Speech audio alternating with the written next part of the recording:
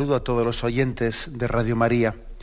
Un día más, con la gracia del Señor, proseguimos el comentario del Catecismo de nuestra Madre la Iglesia. Estamos en el punto 1433. Habíamos dedicado dos programas a hablar de la penitencia interior. En concreto habíamos hablado en el último programa de la dureza de corazón, de la conversión como ese cambio del corazón de piedra en un corazón de carne, de la conversión como un don de Dios, a la vez que como una colaboración también activa del hombre. Conviérteme, Señor, y me convertiré. Conviértenos, Señor, y nos convertiremos. Don de Dios y al mismo tiempo colaboración activa del hombre. Bien, nos faltaba un último punto, el punto 1433. Que dice así: después de Pascua, el Espíritu Santo convence al mundo en lo referente al pecado, a saber que el mundo no ha creído en el que el Padre ha enviado. Pero este mismo Espíritu que desvela el pecado es el Consolador, que da al corazón del hombre la gracia del arrepentimiento y de la conversión. Por lo tanto, la afirmación de este punto es que el Espíritu Santo, don de la Pascua, don de Cristo resucitado, ese del que se nos decía que nos conviene que Cristo ascendiese a los cielos, porque si Él no ascendía, no vendría a nosotros el Espíritu Santo. Ese Espíritu Santo que fue prometido después de la ascensión de Jesucristo a los cielos, lo primero que hizo fue, dice aquí una frase que es curiosa esta frase, convencer al mundo en lo referente al pecado. Convencernos en lo referente al pecado. Es una expresión curiosa. ¿Qué significa esta expresión? Que el Espíritu Santo, Él estaba prometido, Él los llevará a la verdad plena, Él os hará entender todo lo que yo os he enseñado, dice Jesús. Él nos va a ir descubriendo el sentido de todas las palabras de Jesucristo, nos va revelando su sentido interno, el sentido interno del mensaje de Jesucristo. El Espíritu Santo, pues, es la clave de comprensión de la palabra de Dios. Entonces dice que convence al mundo en lo referente al pecado. ¿Por qué? Pues porque sin la luz del Espíritu Santo no somos capaces de entender, nos falta una clave importante, ¿no?, para entender lo que es el pecado, el misterio del pecado. El misterio del pecado solamente se puede entender cuando uno ha recibido una luz especial de Dios para entrar en su intimidad, y entrando en su intimidad se da cuenta de qué drama es el pecado. Pero eso no es una lección que pueda ser aprendida sin haber primeramente participado de la intimidad de Dios. Por ejemplo, la parábola del hijo pródigo, a la que tantas veces recurrimos para tener aspectos distintos, ¿no?, y matizar. El hijo pródigo no pudo entender, era imposible que él entendiese la gravedad del pecado hasta que él no había sido introducido gratuitamente en la intimidad del Padre. Y al ser acogido por el Padre y al volver a casa del Padre y al participar del gozo del Padre por su retorno, entonces se dio cuenta de la gravedad de su pecado. Pero es que cuando él estaba lejos de la casa del Padre, él no podía caer en cuenta de la hondura del pecado. Sí, podía caer en cuenta de que estaba de alguna manera siendo incorrecto, ingrato con su padre, etc. Pero ¿qué es lo que estaba teniendo lugar en el corazón de su padre?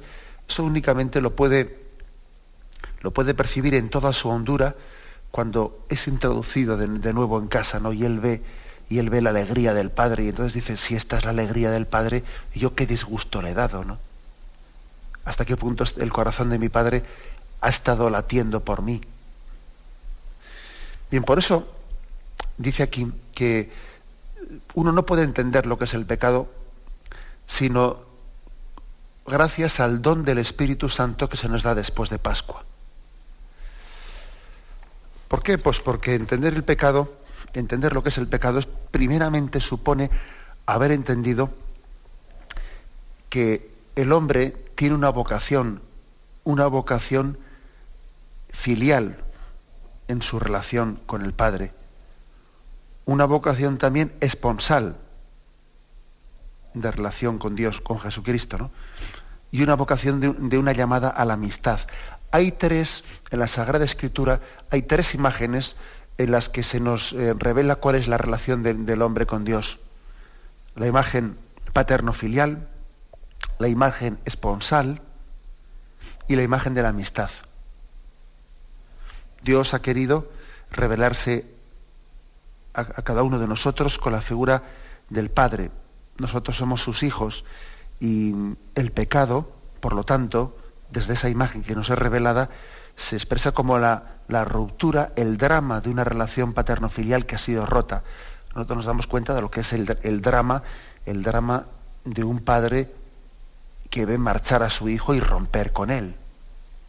Pero ojo, solamente nos damos cuenta de lo que es el drama del pecado si primeramente el Espíritu Santo nos ha hecho caer en cuenta de que estamos llamados de que nuestra vocación es una vocación a ser hijos.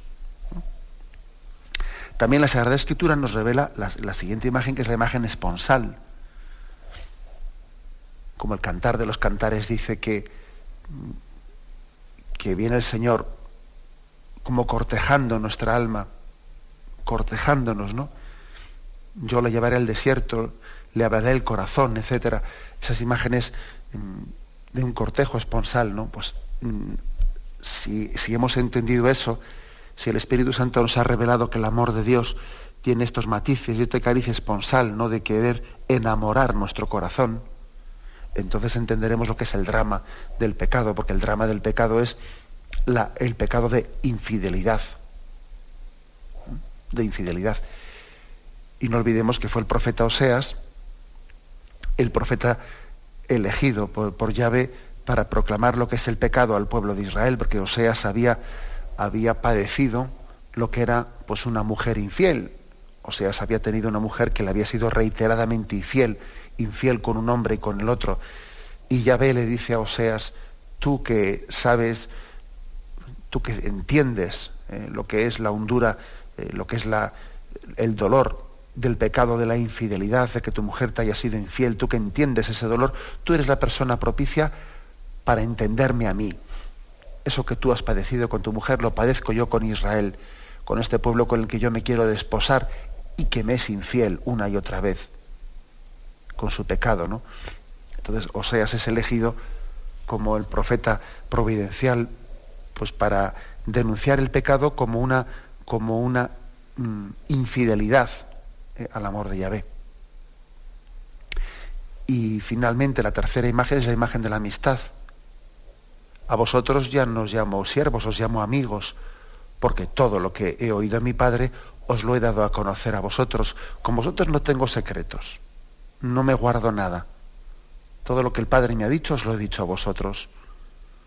Pues bien, qué duro es, ¿no?, que cuando alguien ha abierto totalmente su confianza a una persona, pues se sienta decepcionado por ella, y ese es el drama del pecado. El drama del pecado de que lo que reza el Salmo, ¿no?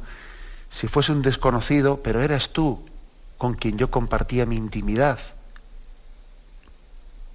en quien había puesto mis esperanzas, eres tú el que me traicionas. Por lo tanto, lo que hace el Espíritu Santo es revelarnos lo que es el pecado, al revelarnos, al descubrirnos, al introducirnos en lo que es nuestra vocación de intimidad con Dios. Solamente el que entiende que con Dios está llamado a tener una relación de confianza paterno-filial, solamente el que entiende que nuestra relación con Él pues es esponsal de un corazón enamorado, ¿no? Solamente el que entiende que nuestra relación con Él es una relación de amistad, pues solamente así se puede entender la gravedad del pecado. Y así hay que entender esta expresión, que el Espíritu Santo convence al mundo en lo referente al pecado. Te convenzo, ¿no? se suele distinguir entre la palabra vencer y convencer. Entonces, la palabra vencer, pues es que yo de alguna manera a una persona le he tapado la boca, ¿no? Le he dado unos argumentos a los que no ha sido capaz de responder. Le he dejado callado. Hay una discusión y allí de repente uno tiene más agilidad que el otro y le mete un requiebro y le pone en una contradicción de esas y allí le deja callado. Le ha tapado la boca, le ha vencido. Sí, le ha vencido, pero no le ha convencido. No le ha convencido. Aquí dice que el Espíritu Santo convence al mundo en lo referente al pecado, es decir, que te descubre, o sea, que no es que tenga que te hace verlo interiormente, te hace captar interiormente, al conocer la intimidad de Dios, te hace captar la fealdad del pecado, te hace dar como un natural aborrecimiento hacia el pecado. O sea, que no es que sea algo que se te mande porque está prohibido y entonces tú tienes que obedecer. No, es que te da una repulsión, te purifica tu sensibilidad, de manera que tú aborrezcas lo que es contrario a tu felicidad, que esa es la clave. Eso es lo que da el Espíritu Santo, ¿no? Nos da una conciencia de que nuestra felicidad solamente puede estar en nuestra relación paterno-filial, en nuestra relación esponsal, en nuestra relación de amistad con Dios. Y te da esa conciencia tan viva y tan fuerte que entonces el pecado pues se nos manifiesta de una manera, el Espíritu Santo te hace entender, te hace crecer en una sensibilidad que te repugna el pecado. Sin que eso quiera decir, que ya hemos tenido algún programa en que hemos matizado eso, pues que uno sienta una especie de repugnancia hacia los pecadores, porque entre otras cosas el primer pecador somos nosotros mismos, y tenemos que querernos y no sentir repugnancia hacia nosotros mismos, ¿no? No, se refiere a tener repugnancia hacia el pecado, no hacia el pecador. Porque uno de los signos de que la aversión al pecado pues es correcta es que sea compatible con el amor al pecador. Odia el pecado y ama al pecador, odia el delito y ama al delincuente. Que decía San Agustín, pues sí, esas dos cosas, eso es un signo del verdadero, o sea, de la verdadera contrición, del verdadero don del Espíritu Santo, ser capaz de integrar esos dos aspectos, ¿no? Cuando la repugnancia hacia el pecado tiene lugar de una manera en la que uno pues casi está como mirando por encima del hombro o despreciando a los pecadores, ¿no? Pues es que es como podía ocurrir en el mundo fariseo. Entonces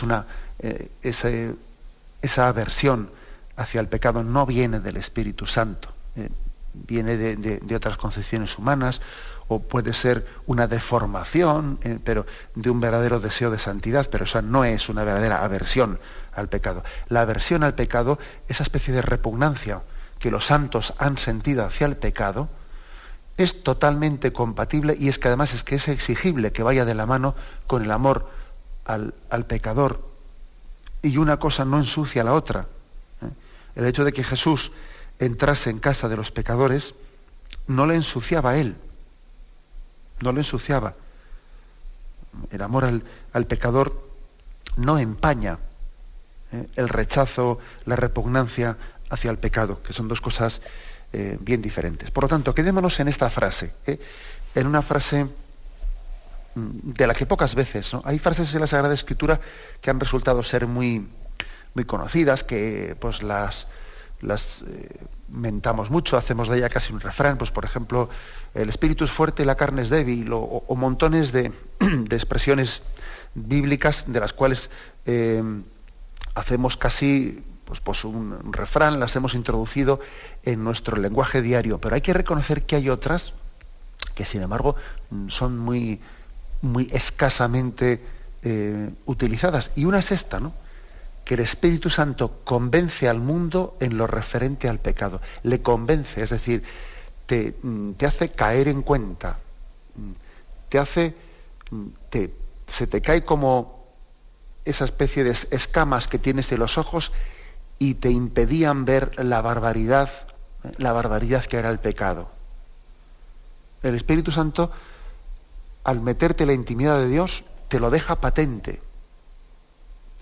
Te hace entender pues el drama tan grande que era, pues a dónde he ido yo, a dónde voy yo, pero ¿cómo es posible que haya cometido? Pues sí, eso es el Espíritu Santo el que te convence en lo referente al pecado. Te da la gracia de entender de una manera evidente lo que Satanás te había hecho ciego para no verlo. Bien, vamos a tener un momento de reflexión. Tanto convence al mundo en lo referente al pecado, nos remite a una cita del Evangelio. Juan 16, versículo del 8 al 9. Vamos a intentar pues, meditar en esta cita que nos resulta misteriosa, pues para familiarizarnos con ella. Juan 16, versículo del 8 al 9. El contexto es que os conviene que yo me vaya, porque si no me voy, no vendrá a vosotros el Paráclito, pero si me voy, os lo enviaré. Y dice, y cuando Él venga, convencerá al mundo en lo referente al pecado, en lo referente a la justicia y en lo referente al juicio. En lo referente al pecado, porque no creen en mí. En lo referente a la justicia, porque me voy al Padre y ya no me veréis. En lo referente al juicio, porque el príncipe de este mundo está juzgado. Vamos a desgranar este texto que nos resulta misterioso, pero que todos creo que percibimos, ¿no? Que está como concentrando, está condensando pues, una doctrina de Cristo en la que se dice mucho en pocas palabras. El Espíritu Santo convencerá al mundo en lo referente a tres cosas: en lo referente al pecado, en lo referente a la justicia, en lo referente al juicio. Pecado, justicia, juicio. Son tres aspectos en los que el Espíritu Santo nos hace caer en cuenta. Y luego parece que explica cada uno de ellos. En lo referente al pecado, porque no creen en mí. En lo referente a la justicia, porque me voy al Padre. Y en lo referente al juicio, porque el príncipe de este mundo está juzgado. Bueno, la primera afirmación es que en lo referente al pecado, porque no creen en mí, hay una implícita referencia a que el pecado es expresado, es explicado aquí como endurecimiento contra la fe, como, sí, podríamos decir incredulidad. El pecado es explicado como el rechazo del don de la gracia. No olvidemos de que también hay algunos textos de la Sagrada Escritura que explican el pecado desde ese punto de vista. El que no cree se condenará. Dice eso la Sagrada Escritura. El que no cree se condenará. Es decir, el que haya endurecido su corazón. El pecado consiste en rechazar el don de la gracia que toca tu corazón. Entonces, esto está expresado en la Sagrada Escritura, hablando como el que no cree se condenará, es una referencia a la dureza del corazón que es impermeable a la gracia. Ya sabemos también, y forma parte de la doctrina católica, sin que sea contradictorio con esto que estamos diciendo, pues que podría ser que una persona no creyese o no fuese creyente no por culpa personal, no porque él haya tenido un rechazo de la gracia, sino porque no haya habido quien adecuadamente le haya predicado, etcétera. Bien, pero eso es otra cosa. Eso es otra cosa en la cual ahora mismo no entramos. Aquí cuando dice la Sagrada Escritura, el que no cree se condenará, lógicamente se refiere al que no cree él culpablemente, o sea, él tenía los medios para haber creído y ha sido la dureza de su corazón la que ha motivado la incredulidad. Bien, a eso se refiere. O sea, por lo tanto, el pecado es descrito, el pecado con mayúsculas, no unos pecados determinados, no, sino el pecado con mayúscula, es descrito en la Sagrada Escritura como la incredulidad, el corazón que no se abre a la gracia, que no se abre a la noticia de que Cristo es tu Salvador y viene a llamarte a la conversión. Es el pecado con mayúscula, del cual luego se derivan pues, muchos pecados pequeños, claro, bueno, pequeños, concretos, pero que proceden de no haber creído, de no haber aceptado a Jesucristo como como Salvador, ¿no? Entonces, por lo tanto, el Espíritu Santo quiere convencernos al mundo en lo referente al pecado. El Espíritu Santo quiere, viene a que nos abramos a Jesucristo, a que seamos creyentes, a vencer la incredulidad del hombre, a vencer su dureza, ¿no?, de corazón. Eso es lo propio. Quiere que la fe sea para nosotros algo connatural. El Espíritu Santo nos da esa gracia de ese don de entendimiento, ¿no?, que hace que la fe casi sea connatural, sea como la piel de nuestra carne. La fe pasa a ser un don de Dios. Bueno. En segundo lugar, dice, Él convencerá en lo referente a la justicia. En lo referente a la justicia. ¿A qué se refiere? La palabra justicia, sabemos que en la Sagrada Escritura es sinónimo de santidad. Cuando oigamos hablar de justicia en la Sagrada Escritura, no la entendamos. También es verdad que hay distintos pasajes y puede haber distintas formulaciones, pero en general la palabra justicia en la Sagrada Escritura es sinónimo de santidad. Ser justo es ser santo. Cuando se dice que Dios nos justifica, es Dios que nos santifica. Nos hace justos, nos hace santos. Bien, es casi sinónimo esa palabra. Nosotros la palabra justicia la hemos ligado a un contexto legal de partición, ¿no?, de hacer unas partes determinadas. No. Entendamos la palabra justicia en ese sentido bíblico de la santificación del hombre. Bien, pues Jesús es el santo.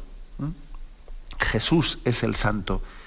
Y eso es lo que se refiere cuando de una manera misteriosa, el versículo 10 dice, el Espíritu Santo os convencerá en lo referente a la justicia, porque me voy al Padre y ya no me veréis. Claro, la mayor prueba de que Jesús es el santo, es el justo de Dios, es que vuelve al Padre, porque Él era el santo venido del cielo y la ascensión de Cristo a los cielos queda patente su santidad, porque ha vuelto al cielo de donde provino. Luego el Espíritu Santo nos revela que Jesucristo, era el santo. Él era el santo de Dios. Y por lo tanto, de eso también nos tiene que convencer el Espíritu Santo. Viene a convencernos de que Jesús es el santo de Dios y que nosotros estamos llamados a la santidad. Podríamos decir, va en el mismo paquete. Va en el mismo paquete que el aborrecimiento al pecado y la llamada a la santidad. Forma parte, es la cara y cruz de una misma realidad. El Espíritu Santo viene a convencerte de que estás llamado a la santidad, de que tú estás llamado a compartir la intimidad de Cristo en el cielo, y lógicamente como la cruz de esa, la consecuencia, ¿no?, de esa afirmación es tu aborrecimiento al pecado, tu repugnancia hacia todo lo que sea apartarte de Dios. Cara y cruz, causa y consecuencia de una misma realidad. Y en lo referente al juicio, dice, el Espíritu Santo convencerá al mundo en lo referente al pecado, en lo referente a la justicia, en lo referente al juicio. En lo referente al juicio se está refiriendo, fijaros bien, lo explica en el versículo 11, en lo referente al juicio, porque el príncipe de este mundo está juzgado. Es decir, Satanás ha sido vencido. En la victoria de Cristo tú has vencido. Ahora lo que queda pendiente, lo que se espera de ti, es que tú te abras a aplicar esa salvación de Cristo, esa victoria definitiva obtenida en la cruz frente a Satanás, cuando Jesús dice todo está cumplido. Padre, a tus manos encomiendo mi espíritu, y Satanás, en ese acto de obediencia de Cristo al Padre, Satanás es vencido en el acto de obediencia de Cristo al Padre. Por lo tanto, el juicio, la victoria sobre Satanás ha sido definitiva. Ahora, lo que se espera de ti es que tú te abras a ella, que tú te recibas a aplicarla en tu corazón. Bien, esta es las tres cosas de las que nos quiere convencer el Espíritu Santo. Convencerá al mundo en lo referente al pecado, en lo referente a la justicia, en lo referente al juicio, es decir, te quiere convencer de que tú estás llamado a la santidad. Por lo tanto, de que si tú tienes que ser santo con Cristo, que es santo, que tú aborrezcas el pecado, que tú confíes en que la victoria sobre Satanás ha sido definitiva y que entonces vayas aplicando esa victoria de Satanás concretamente, no punto por punto, a determinados capítulos de tu vida, ¿no? En los que Cristo tiene que reinar. Cristo tiene que reinar en aspectos concretos de tu vida. Bien, vamos a hacer un momento de reflexión y continuemos. Este punto 1433 se matiza de que el Espíritu Santo, al mismo tiempo que convence al mundo en lo referente al pecado, al mismo tiempo, o sea, que desvela lo que es el pecado, es el consolador. O sea, te desvela el drama del pecado y te consuela. Las dos cosas, porque quizás si únicamente hiciese lo primero, pues nos abrumaría, nos sentiríamos abrumados, pero al mismo tiempo nos consuela y nos fortalece, ¿no?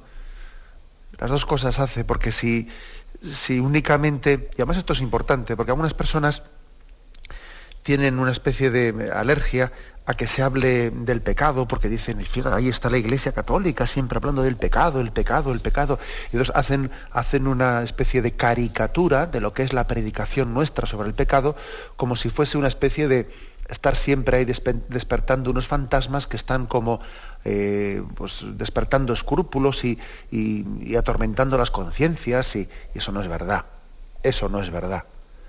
Porque de la misma manera y al mismo tiempo que la predicación de la Iglesia, la Sagrada Escritura, está desvelando el drama del pecado, o sea, está incidiendo en la gravedad del pecado, al mismo tiempo que hace eso, es también consolador. Porque es que se nos recuerda que no solamente se nos dice, mira lo que has hecho, no, también se nos dice, mira lo que ha hecho Cristo por ti, mira cómo te ha redimido, mira con qué amor se ha entregado a pagar la deuda que tu pecado había contraído con Dios Padre. O sea, que el Espíritu Santo no solo viene a descubrir el pecado, sino viene también a consolarnos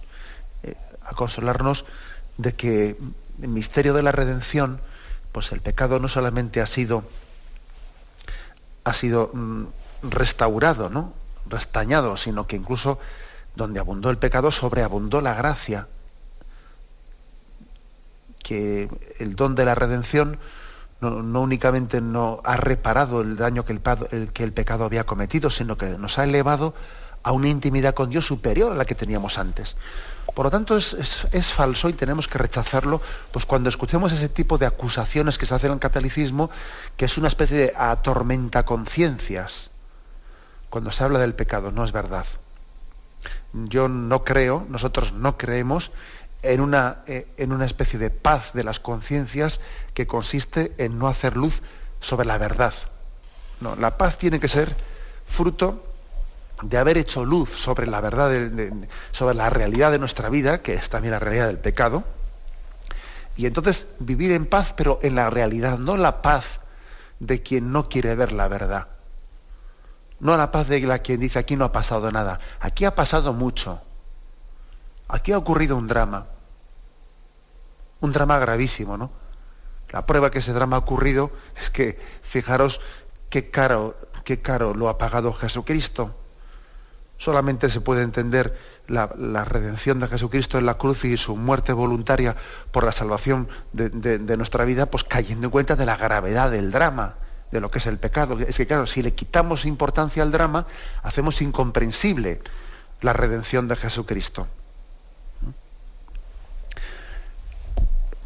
Pero hay que conjugar también el hecho de que Cristo, de que el Espíritu Santo no únicamente viene a hacernos conocer el drama, sino también a darnos la paz y la alegría interior de ser también receptores de ese don de la redención. Litúrgicamente también está muy, muy iluminado, muy significado lo que es el drama de la redención, con lo que después de Navidad litúrgicamente se celebra. A veces nos ha podido, permitidme este comentario así un poco de de aplicación y de iluminación litúrgica. Nos puede llamar la atención de que los días posteriores a la Navidad se celebren 3 fiestas que parece que están como descolocadas del calendario.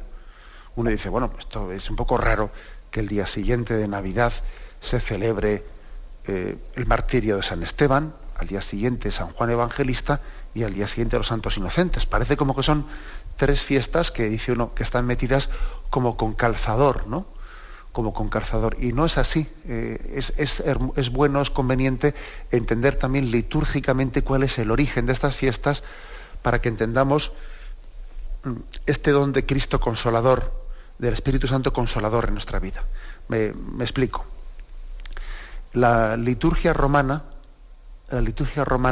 llamó a estas 3 fiestas, a San Esteban protomártir el 26, San Juan Evangelista 27 y Santos Inocentes el 28, les llamó los comites Christi, es decir, los compañeros de Cristo.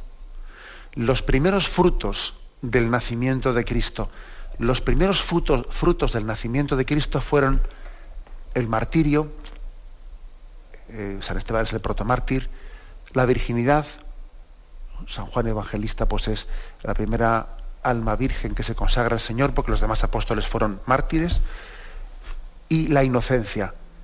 Martirio, virginidad e inocencia son los frutos del nacimiento redentor de Cristo. Cristo ha venido a consolar al hombre, le ha consolado con su redención. En primer lugar, nos ha hecho inocentes. Nos ha hecho inocentes. El inocente nos hace inocentes.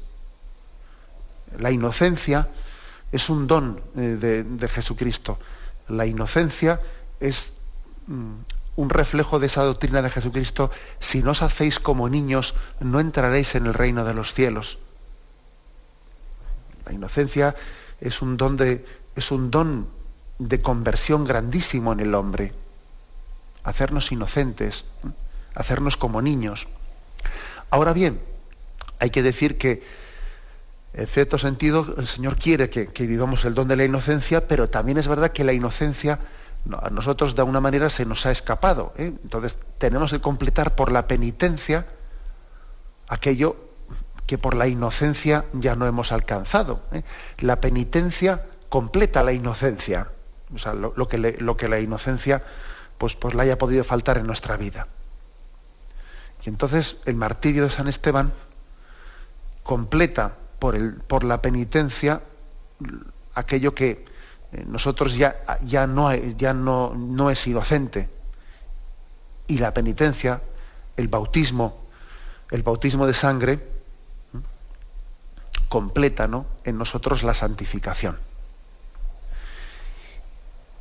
Y finalmente, el tercero de los dones, ¿no?, el don de la virginidad, nos recuerda que en todo estamos llamados a tener un corazón indiviso unido esponsalmente con Jesucristo, y que la vida eterna no será otra cosa que una unión de corazones con Jesucristo, donde allí el hombre no tendrá su corazón dividido, donde allí Jesucristo será su único Señor, y la vida eterna consista en amarle con ternura, de una manera indivisa y plena, eternamente. Fijémonos, por lo tanto, en estas 3 fiestas, en los comites Christi, en los compañeros de Cristo, porque nos descubren, de una manera muy gráfica, nos descubren lo que es el consuelo del Espíritu Santo, que viene a restaurar el drama del pecado.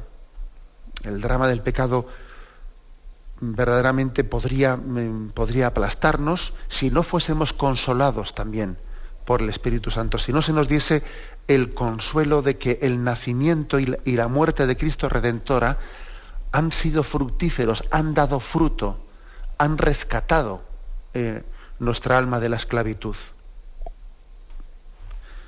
La muerte y el nacimiento, vida y muerte de Jesucristo no han resultado infructíferas, no. Hasta la última palabra de Cristo, hasta su último gesto, han sido redentores. ¿Y cómo recogemos ¿Cómo recogemos esos frutos de la redención de Cristo? Pues en estas tres fiestas litúrgicas. Os lo remarco.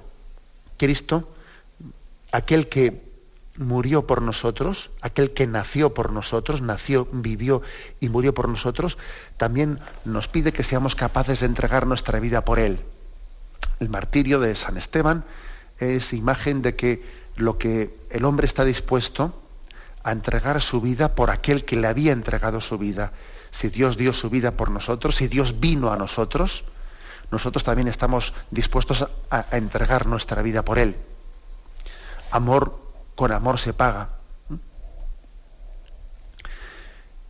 En segundo lugar, Él también quiere que nuestra vida consista en una purificación progresiva, en un hacernos niños, en un ir naciendo de nuevo a una vida nueva, que nuestra vida nos haga cada vez más inocentes ante Dios, nos haga como niños, ir haciéndonos como niños, entrando de nuevo en ese seno de Dios, naciendo de nuevo. Y ese es el don de la inocencia. El don de la inocencia que en parte, ya sabemos que lo hemos perdido, pero también en parte Dios cuando nos convierte, cuando nos da el don del perdón de los pecados, nos está volviendo, nos da la gracia de volver a ser niños ante Dios, neonatos ante Él. Y como os decía, finalmente, pues por esa fiesta del día 27 remarca la vocación esponsal que todos y cada uno de nosotros hemos recibido. Por eso, el punto 1433 tiene dos polos. El Espíritu Santo viene a convencernos de la gravedad del pecado, nos desvela lo que es el pecado, al mismo tiempo que es el consolador. Nos consuela también, pues para que si nos mostrase únicamente la gravedad, sin consolarnos frente a ella, pues es que nos abrumaría. Y entonces se nos da una cita final. De esta forma se le da la gracia del arrepentimiento y de la conversión. Y se nos refiere Hechos, capítulo 2, versículos del 36 al 38. Sepa pues con toda certeza toda la casa de Israel que Dios ha constituido Señor y Cristo a este Jesús, a quien vosotros habéis crucificado. Al oír esto dijeron con el corazón compungido a Pedro y a los demás apóstoles: ¿qué hemos de hacer, hermanos? Pedro les contestó: convertíos y que cada uno de vosotros se haga bautizar en el nombre de Jesucristo para remisión de vuestros pecados y recibiréis el don del Espíritu Santo. Por lo tanto, aquí se nos insiste en que el Espíritu Santo, que es el consolador, da la gracia del arrepentimiento y de la conversión.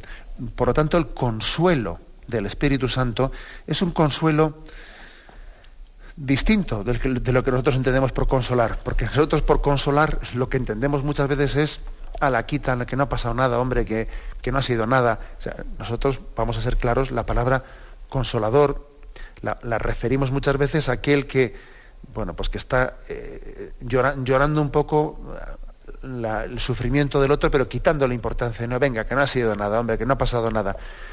Ese es un falso consuelo.